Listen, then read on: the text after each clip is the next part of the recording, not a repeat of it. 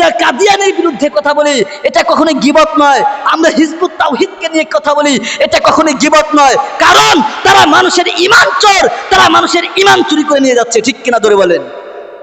কিন্তু বাংলাদেশের উলামায়ে কেরামগণ প্রত্যেকটা মসজিদ থেকে, প্রত্যেকটা মসজিদের খুতবা থেকে আমাদেরকে বলা উচিত, প্রত্যেকটা মানুষদেরকে সতর্ক করা উচিত, এই হিজবুত তাওহীদ নামে এই হিজবুত শয়তানের কাছেও আমাদেরকে যাওয়া যাবে না। কারণ আমি তাদেরকে এই জন্যই তাদেরকে আমরা খারাপ বলি। তাদের কয়েকটা বক্তব্য আছে সরাসরি কোরআন বিরোধী, সরাসরি হাদিস বিরোধী। তারা পর্দাকে বিশ্বাস করতে চায় না।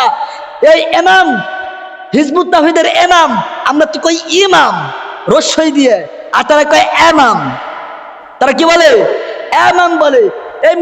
এই হিজবুত তাওহীদের ইমাম সে বলে, আমি লক্ষ্য করেছি যে যখনই আজান হয়ে যায়, যখন আপনারা ওয়াজ মাহফিলে চলে যান, নামাজের ওয়াক্ত যখন চলে যায়, তখন আপনারা দৌড়ে নামাজের জন্য চলে যান। কেন? নামাজ কি আপনার জন্য? নামাজ তো আপনাদের জন্য না। খামাখা হুজুর কেন নামাজ পড়বেন? নামাজ তো তাদের জন্য যারা জিহাদ করেছে। তার বক্তব্য এটা। তার বক্তব্য কি? যারা জিহাদ করেছে তাদের জন্য নামাজ, আমার আপনার জন্য তো নামাজ না। তাহলে এই বক্তব্য সরাসরি কুফরি বক্তব্য। কারণ আল্লাহ রাব্বুল আলামিন পবিত্র কুরআনুল কারীমের মধ্যে বলেছেন, ওয়া আকিমুস সালাত, তোমরা নামাজ কায়েম করো। নামাজ কায়েম কিভাবে করব? যেমনি ভাবে রাসূল সাল্লাল্লাহু আলাইহি ওয়াসাল্লাম নামাজ আদায় করেছেন, যেমনি ভাবে সাহাবীরা নামাজ আদায় করেছেন, যেমনি ভাবে তাবিঈরা নামাজ আদায় করেছেন, ওইভাবে আমাদেরকে নামাজ আদায় করতে হবে। ওইভাবে যদি আমরা নামাজ আদায় করতে পারি, তাহলে আমাদের আকিমুস সালাত শব্দের অর্থ আমাদের উদ্দেশ্য হবে। আকিমুস সালাত, আমরা বলি আকিমুস সালাত হুজুর, আল্লাহ বলছে নামাজ পড়ার কথা বলে নাই, আল্লাহ রাব্বুল আলামিন নামাজ কায়েম করার কথা বলেছে। আরে বেটা, নামাজ কায়েম করার অর্থ তো তুই বুঝছ নাই। নামাজ কায়েম করা ঘরে বসে থাকলে কি নামাজ কায়েম হইব নি? কায়েম, আকিমুস সালাত, এই আকিম শব্দটা এখানে তাফসিরে বাইজাবিরা আরো অন্যান্য ইমামগণরা তারা ব্যাখ্যা করেছেন, এই আকিম মানে তোমরা নামাজে দাঁড়িয়ে যাও। আকিম, কামা ইয়াকুমু শব্দের অর্থ কি? দাঁড়ানো। আমরা কিয়াম বলি না, মিলাদ পড়ার সময় দাঁড়াই যাই, এক গ্রুপ আছে না, দাঁড়াই যাই। কিয়াম, কিয়াম কি? কিয়ামটা কামা ইয়াকুমু শব্দ থেকে আসছে, মানে দাঁড়ানো। তাহলে সালাত শব্দটা তো হলো নামাজ, আর আকিমুস সালাত অর্থ তোমরা নামাজে দাঁড়িয়ে যাও। তার মানে নামাজ কায়েম করো। তোমরা যেমনি ভাবে রাসূল সাল্লাল্লাহু আলাইহি ওয়াসাল্লাম নামাজ পড়ছে, ওইভাবে তোমরা নামাজ পড়ো। তাহলে এই হিজবুত তাওহীদের তাদের এই বক্তব্য সরাসরি কোরআন বিরোধী না? কথা বলেন। আর কোরআন বিরোধী হলে সে কি মুসলমানের কাতারে থাকে না বেঈমানের কাতারে? কথা বলতে হবে। বেঈমানের কাতারে না মুসলমানের কাতারে? বেঈমানের কাতারে, বেঈমানের কাতারে, ঠিক কি না? এই হিজবুত তাওহীদের বক্তব্য যদি আপনি অনুসরণ করেন, তাহলে আপনার ঈমান, আল্লাহর কসম, খুদার কসম করে বলে, আপনার ঈমান থাকবে না। আপনার ঈমান থাকবে না। আপনি যদি তার বক্তব্যকে অনুসরণ করেন, তাহলে সরাসরি আপনার রাসূলের বিরোধী চলে যাবেন। আপনি যদি তাকে অনুসরণ করেন, আল্লাহর কসম, আপনি অসংখ্য সাহাবীদের বিরুদ্ধে চলে যাবেন। আবু বকর যেই ধর্ম পালন করেছে, আবু বকর সেই ধর্ম কখনোই মুসলিম, এই রাসূল সাল্লাল্লাহু আলাইহি ওয়াসাল্লামের ধর্ম না, এই ইমাম সেলিমের বক্তব্য অনুযায়ী। তারা বলে মৌলবীরা যেই ইসলাম আমাদেরকে শোনায়, এই ইসলাম কখনোই রাসূলের ইসলাম না।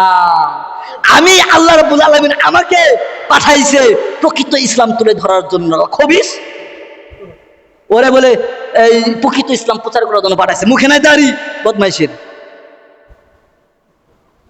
মুখে দাড়ি না, আমার মনে হয় খাড়ায় মুতে, মানে প্রস্রাব করে যে ঢিলা করে পড়তে হয় এটা মনে হয় জানে না। আপনি জিজ্ঞাসা করে দেখেন, একটা কোরআনের আয়াত ঠিক কথা বলতে পারবে না, ও আবার ইসলাম প্রতিষ্ঠা করব।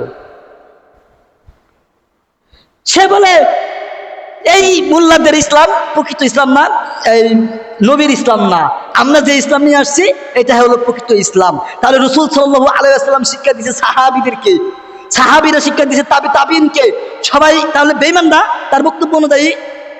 সাহাবীরা হযরত আবু বকর সিদ্দিক সরাসরি আল্লাহ রাসূল সাল্লাল্লাহু আলাইহি ওয়াসাল্লামকে দেখছেন, তাকে দেখে দেখে ইসলাম শিখছে। হযরত আবু বকর, হযরত ওমর, হযরত আলী সরাসরি রাসূল সাল্লাল্লাহু আলাইহি ওয়াসাল্লামকে দেখে দেখে ইসলাম শিখছে। তাহলে তাকে দেখে দেখে ইসলাম শেখার পরেও যদি তারা বলে এটা প্রকৃত ইসলাম না, এই মোল্লাদের প্রকৃত ইসলাম নয়, তাহলে হযরত আবু বকর সঠিক নাকি এই ইমাম সঠিক? তাহলে আজকের এই বক্তব্যের পরে আপনারা তাকে অনুসরণ করবেন?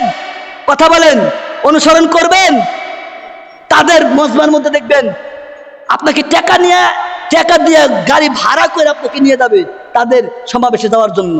আপনার 1 টাকাও দিতে হবে না, কারণ তাদের লোক বাড়ানোর দরকার।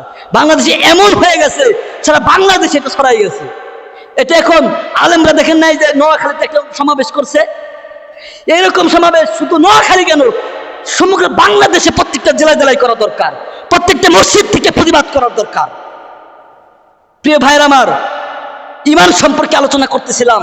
এই ঈমান মানুষের একটা গুরুত্বপূর্ণ একটা জিনিস, এটা এমন একটা সম্পদ, এই সম্পদ যদি আমার আপনার না থাকে, আল্লাহর কসম আমরা কাল কিয়ামতের ময়দানে আল্লাহর কাছে আমরা ধরা খেয়ে যাব।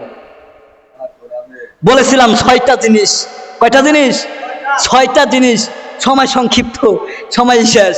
ঠিক আছে, 3টা সম্পর্কে আলোচনা করলাম। আল্লাহ যদি বাঁচায় রাখে সামনে আরো 3টা নিয়ে আলোচনা করবো ইনশাআল্লাহ তাআলা।